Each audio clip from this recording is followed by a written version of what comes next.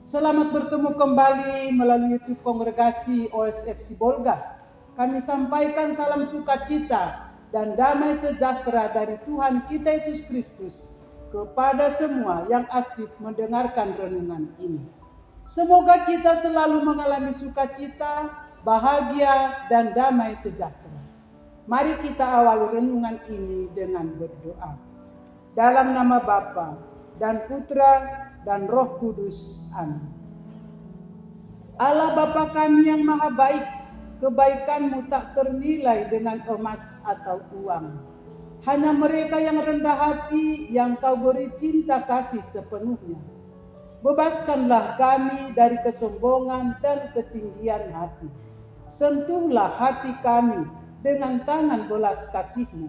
Demi Yesus Kristus Tuhan dan pengantara kami. Amin. Saudara-saudari yang terkasih dalam nama Tuhan kita Yesus Kristus. Pada hari Minggu biasa yang ke-28 ini, Bunda Gereja Kudus merenungkan Injil Lukas bab 17 ayat 11 sampai 19, yaitu tentang ke-10 orang kusta. Yesus Guru, kasihanilah kami. Lalu ia memandang mereka dan berkata, "Pergilah dan perlihatkanlah dirimu kepada imam-imam." Dan ia berkata kepada orang Samaria yang datang bersyukur, "Berdirilah dan pergilah, imanmu telah menyelamatkan engkau." Saudara-saudari yang diberkati oleh Tuhan, 10 orang kusta mohon pertolongan Yesus karena melihat Dia sebagai yang dapat menyembuhkan mereka. Yesus memanggil mereka dengan menyuruh mereka dengan menghadap para imam. Ketika mereka baru di tengah jalan, mereka sembuh karena memenuhi sabda. Tetapi satu-satunya yang berterima kasih malahan seorang asing. Imannya akan Yesus yang menyelamatkannya.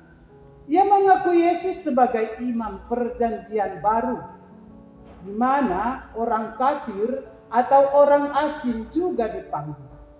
Sebagai orang yang dibersihkan dari kusta dosa, kita pun harus bersyukur kepada Kristus, penyelamat kita, dan mengikutinya melalui jalan penderitaan menuju kebangkitan. Saudara-saudari yang diberkati Tuhan, hari ini kita merenungkan tentang mukjizat penyembuhan 10 orang kusta yang disembuhkan oleh Yesus. Dikisahkan demikian, dalam peristiwa itu Yesus sedang memasuki sebuah desa tempat Dia bertemu 10 penderita kusta. Mereka semua memohon kesembuhan dari Yesus dan kemudian mengalami anugerah dan kuasa-Nya.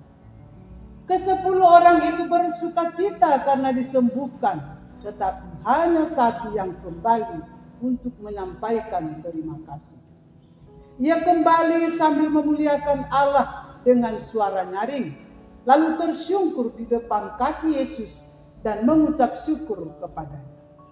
Saudara-saudari yang diberkati oleh Tuhan, saya yakin bahwa setiap hari kita mengalami berkat-berkat Allah dalam berbagai cara.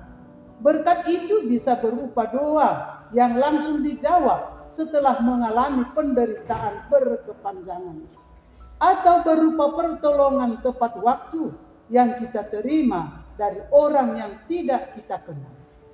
Terkadang berkatnya datang dengan cara biasa, seperti cuaca cerah yang membuat kita dapat menyelesaikan tugas, seperti si Samaria yang sembuh dari kusta. Marilah kita ingat untuk bersyukur kepada Allah atas kebaikan-Nya terhadap kita.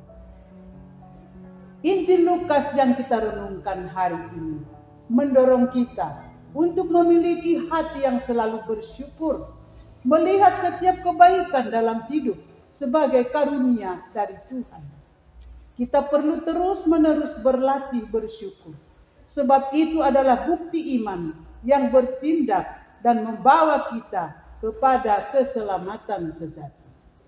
Perjalanan orang kusta menuju kesembuhan mereka adalah sebuah proses. Mereka harus berteriak kepada Yesus dan mengikuti apa yang disampaikan oleh Yesus kepada mereka. Pergilah, perlihatkanlah dirimu kepada imam-imam.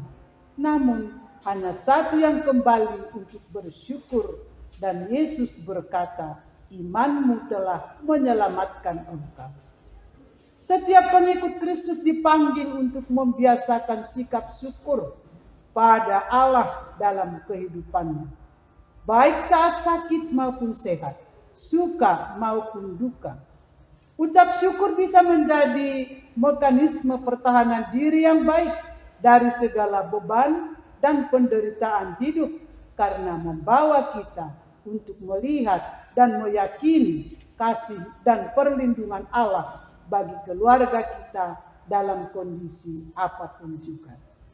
Mari kita jadikan ucapan syukur sebagai kebiasaan kita sebagai umat beriman yang percaya akan mukjizat Tuhan. Amin. Mari kita berdoa. Allah Bapa kami di surga, kami bersyukur kepadamu karena perhatianmu terhadap kami dalam diri Yesus saudara kami.